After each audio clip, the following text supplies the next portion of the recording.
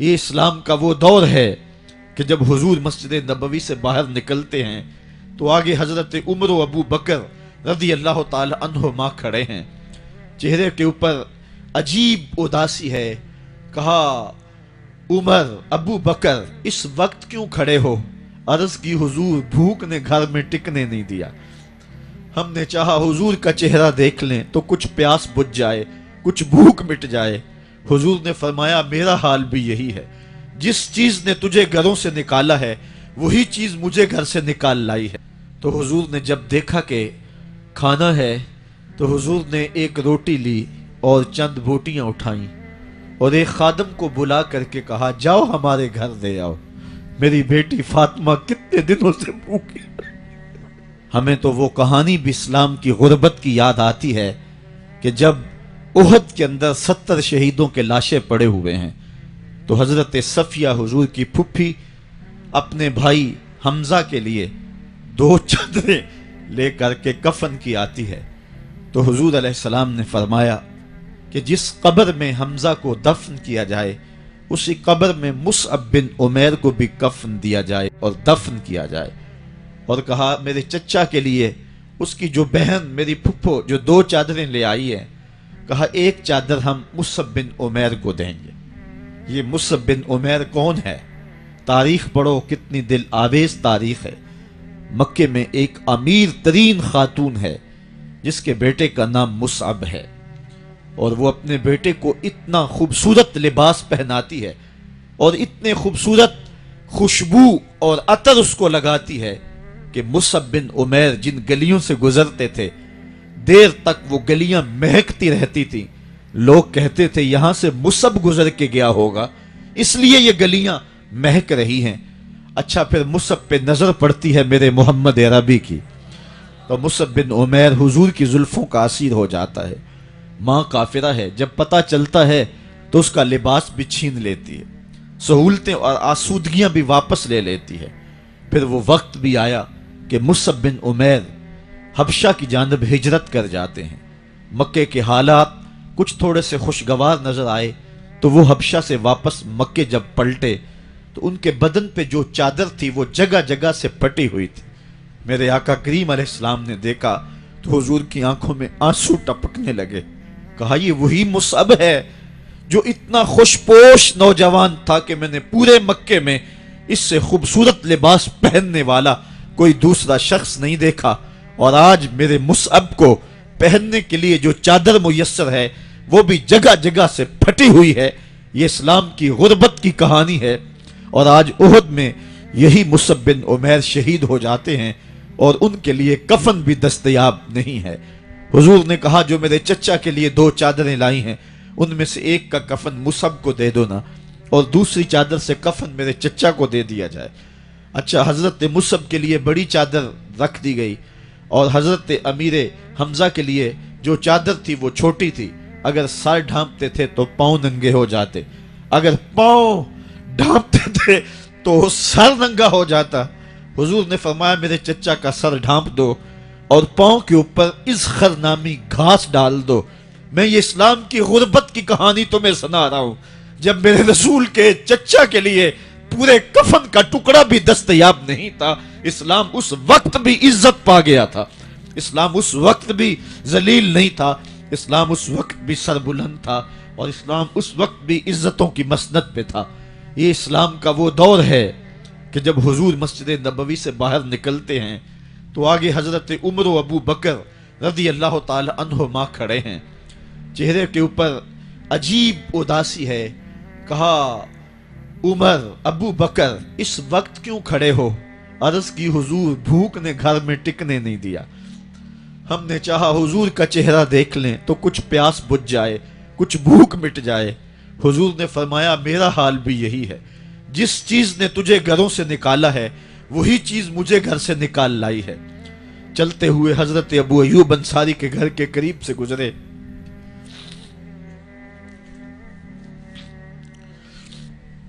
حضور کی خوشبو پا کے وہ باہر آ گئے. عرض کی بندہ نواز آج میرے مہمان نہیں بنتے؟ حضور نے کہا تمہاری مرضی. گھر لے گئے، چٹائی بچھائی، حضور کو بٹھایا، گھر والوں کو بکری کا بچہ ذبح کر کے دیا، کہا جلدی جلدی کھانا تیار کرو، میرے آقا کو بھوک لگی ہوگی۔ یہ کہہ کے واپس آئے، حضور کے پاس بیٹھے، نظر چہرے پہ پڑی تو گھبرا گئے۔ نکاحت کے آثار اتنے واضح تھے کہ سمجھ آ رہی تھی کتنے دنوں سے حضور نے کچھ نہیں کھایا۔ اٹھ کے باغ میں چلے گئے، کھجوروں کا خوشہ توڑا، حضور کے سامنے رکھا، کہا بندہ نواز جب تک کھانا تیار نہیں ہوتا یہ کھجوریں تناول فرمائیں۔ تھوڑی دیر کے بعد کھانا دسترخوان پہ لگ گیا، حضور سے عرض کی گئی حضور آئیں کھانا تناول کر لیں۔ حضور نے دسترخوان پر تشریف فرما ہو کر کے حضور نے کپڑا اٹھایا تو حضور نے جب دیکھا کہ کھانا ہے تو حضور نے ایک روٹی لی اور چند بوٹیاں اٹھائیں اور ایک خادم کو بلا کر کے کہا جاؤ ہمارے گھر دے آؤ، میری بیٹی فاطمہ کتنے دنوں سے بھوکی۔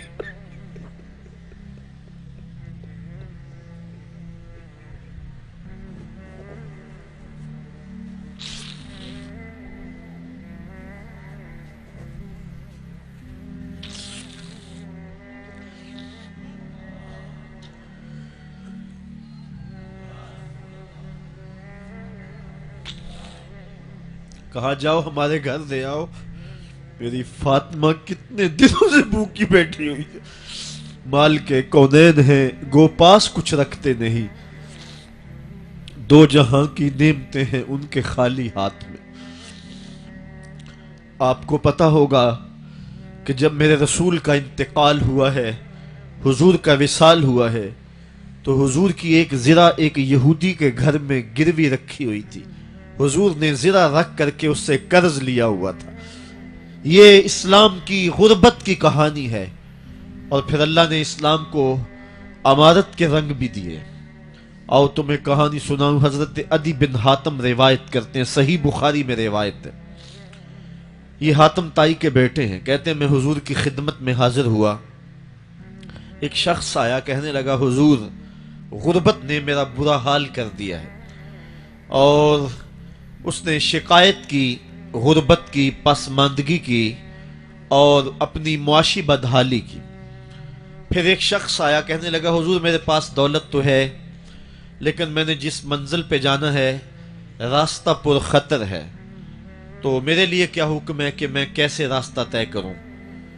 تو یہ دو لوگوں نے یہ باتیں کی تو حضرت عدی کہتے ہیں کہ حضور نے روئے سخن میری جانب موڑا اور میری جانب مخاطب ہو کے کہا عدی تو نے ہیرا دیکھا ہے؟ عدی کہتے ہیں میں نے عرض کی حضور دیکھا نہیں، سنا ہے، ہیرا یہ شہر ہے عراق کا۔ تو حضور نے فرمایا عدی تو نے ہیرا دیکھا ہے؟ میں نے کہا نہیں حضور دیکھا نہیں، اس کا تذکرہ سنا ہے۔ فرمایا عدی اگر اللہ تجھے زندگی کی مہلت دے تو ہیرا سے ایک خاتون چلے گی، تو اپنی آنکھوں سے دیکھے گا اور مکے تک پہنچے گی اور اللہ کے گھر کعبہ کا طواف کرے گی، اور اس کو ہیرا سے لے کر کے مکے تک اللہ کے علاوہ کسی کا ڈر نہیں ہوگا۔ کہتے ہیں کہ میں نے دل میں کہا کہ پھر بنو طے کے ڈاکو مر گئے ہوں گے جنہوں نے عرب کے اوپر روب ڈال رکھا ہے، تو وہ تو پھر ختم ہو گئے ہوں گے۔ کہتے ہیں میں ابھی سوچ ہی رہا تھا کہ حضور نے مزید میری حیرت میں اضافہ کرتے ہوئے کہا عدی اگر تجھے اللہ نے زندگی کی مہلت دی تو تو دیکھے گا کہ کسرا کے خزانے تیری جھولی میں ہوں گے۔ تو اس دور کی سپر طاقت تھی۔ میں نے کہا حضور کسرا بن ہرمز؟ حضور نے فرمایا ہاں کسرا بن ہرمز۔ کہتے ہیں کہ حضور نے پھر فرمایا عدی اگر تو زندگی پائی تو تو وہ دن بھی دیکھے گا کہ ایک شخص زکوٰۃ کی رقم لے کر کے، زکوٰۃ کی چاندی لے کر کے، زکوٰۃ کا سونا لے کر کے نکلے گا اور اس کو کوئی زکوٰۃ کا مستحق ہی نہیں ملے گا۔ حضرت عدی بن حاتم کہتے ہیں کہ پھر میں نے وہ منظر اپنی آنکھوں سے دیکھا کہ ہیرا سے خاتون چلی اور مکے تک پہنچی اور امن ایسا تھا کہ اس کو اللہ کے علاوہ کسی کا ڈر نہیں تھا۔ پھر وہ لمحے بھی میں نے دیکھے کہ کسرا بن ہرمز کے خزانے مسجد نبوی کے باہر پڑے ہوئے ہیں۔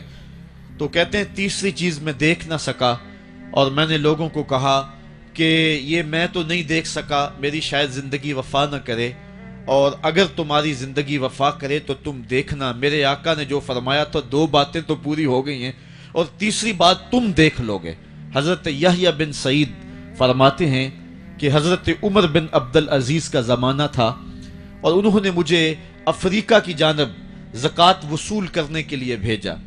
میں وہاں سے زکوٰۃ وصول کی اور پھر میں زکوٰۃ لینے والے مستحقین کو ڈھونڈنے لگا، تو کہتے ہیں مجھے کوئی مستحق نہ ملا۔ پھر میں غلام پکڑتا اور اس کے پیسے دے کے اس کو آزاد کرواتا چلا جاتا۔ حضرت عمر بن عبدالعزیز کا زمانہ ہے کہ گورنر ہے عراق کا، وہ حضرت عمر بن عبدالعزیز کو لکھتا ہے کہ اتنی رقم ہے، اس کا کیا کرنا ہے؟ تو عمر بن عبدالعزیز کہتے ہیں رقم لے کے یہاں نہ آنا، وہاں عراق کے لوگوں میں بانٹ دو، جو زکوٰۃ کے مستحق ہیں ان کو تقسیم کر دو۔ تو گورنر لکھتا ہے جو مستحق ہیں ان کو دے دی، اب کوئی مستحق نہیں رہا تو میں کیا کروں؟ تو حضرت عمر بن عبدالعزیز کہتے ہیں جو مقروض ہیں ان کا قرض اتار دو۔ تو کہتے ہیں کہ ہاں قرض بھی میں نے اتار دیا ہے، رقم پھر بھی بچ رہی ہے، کیا کروں؟ تو حضرت عمر بن عبدالعزیز نے پھر لکھا جو شخص شادی کرنا چاہتے ہیں ان کا حق مہر ادا کر دو۔ میں نے کہا کہ وہ بھی کر دیا ہے، رقم پھر بھی بچ گئی، اب کیا کروں؟ تو حضرت عمر بن عبدالعزیز نے مجھے لکھا کہ جو غیر مسلم ہیں جنہوں نے ٹیکس دیا ہوا ہے، جتنا ٹیکس دیا ہے اس سے دگنے پیسے ان کو قرضے میں دے دو اور ان کو کہو جاؤ اس کا کاروبار کرو، کھیتی باڑی کرو، اور ساتھ انہیں یہ بھی کہہ دینا قرض کی فکر نہ کرنا اور زیادہ اس میں پریشان نہ ہونا، جب دے سکو گے دے دینا۔ یہ دور بھی پھر اسلام نے دیکھا اور یہ گھڑیاں بھی دیکھی جب چیتھڑے پہنے ہوئے تھے، جب پیوند لگے لباس پہنے تھے، جب پیٹ میں ڈالنے کے لقمہ بھی نہیں تھا، اللہ کا دین اس وقت بھی غالب تھا، اور جب گلیوں کے اندر ریشم بکھرا ہوا ہوتا تھا کوئی اٹھانے والا نہیں تھا، دین اس وقت بھی غالب تھا۔ دین کا غالب ہونا یا نہ ہونا اس کا تعلق جو ہے وہ مال و دولت سے نہیں ہے۔ اقبال کہتا ہے کہ زوال بندہ مومن کا بے زری سے نہیں، مومن کا زوال بے زری سے نہیں ہے بلکہ اس کا سبب کوئی اور ہے۔ وہ سبب ڈھونڈنا ہے کہ ہم دنیا میں رسوا ہو کے کیوں رہ گئے، ہم زمانے کے سامنے تماشا کیوں بن کے رہ گئے، آج نبی کی امت پوری کائنات میں رسوا ہو کے کیوں رہ گئی، آج ہمارا تماشا دیکھا جا رہا ہے، آج بھوکے کتوں کو ہماری بیٹیوں اور بہنوں کے اوپر چھوڑا جا رہا ہے اور اس کا تماشا دیکھا جا رہا ہے۔ کیا ہم نے یہ دن بھی دیکھنے تھے؟ ہم نے سراغ لگانا ہے۔ دولت کی قلت اور کثرت یہ ثانوی چیزیں ہیں، ہم نے تاریخ میں دیکھا ہے ہم کبھی مالی طور پہ کمزور تھے، رسوا نہیں ہوئے ہیں، مال زیادہ ہو گیا رسوا نہیں ہوئے ہیں، رسوائی کے سبب کوئی اور ہیں۔